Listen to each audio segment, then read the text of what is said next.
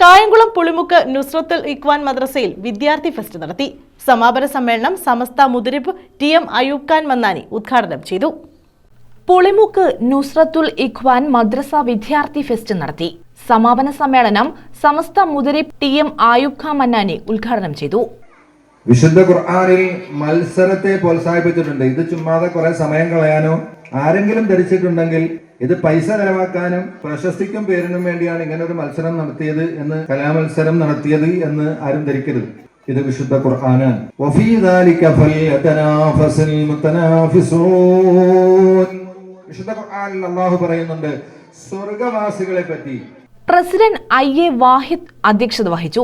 മദ്രസ വിദ്യാഭ്യാസത്തെ നിസാരവൽക്കരിച്ച് കാണാതെ അവരെ പഠിപ്പിക്കാൻ ഏത് സമയവും ഉസ്താദുമാർ സദാ സന്നദ്ധരാണ്. ആ സന്ദർഭം മുതലെടുത്തുകൊണ്ട് നേരത്തെയൊക്കെ മഗ്‌രിബിന് ശേഷമൊക്കെ പങ്കെടുക്കാൻ കിട്ടുന്ന കുട്ടികൾ 9-10 ക്ലാസ്സുകളിലൊക്കെ വന്ന് പഠിക്കുമായിരുന്നു. അതിനും കമ്മിറ്റി ഈ വിഷയത്തിൽ കമ്മിറ്റിയുടെ ഭാഗത്തിന് എന്ത് സഹായം വേണമെങ്കിലും നൽകാൻ കമ്മിറ്റി തയ്യാറാണ്. Treasurer P.A. ഖാദർ മുഖ്യ പ്രഭാഷണം നടത്തി. പത്രപ്രവർത്തന രംഗത്ത് 25 വർഷം പൂർത്തിയാക്കിയ താജുദ്ദീൻ ഇല്ലിക്കുളത്തെ മുനിസിപ്പൽ കൗൺസിലർ P. ഹരിലാൽ ആദരിച്ചു. പൊതുപരീക്ഷാ വിജയികൾക്കുള്ള സർട്ടിഫിക്കറ്റ് വിതരണം സ്വദർ മുഅല്ലിം സെയ്ദ് മുഹമ്മദ് താരിമിയും അവാർഡ് ദാനം K.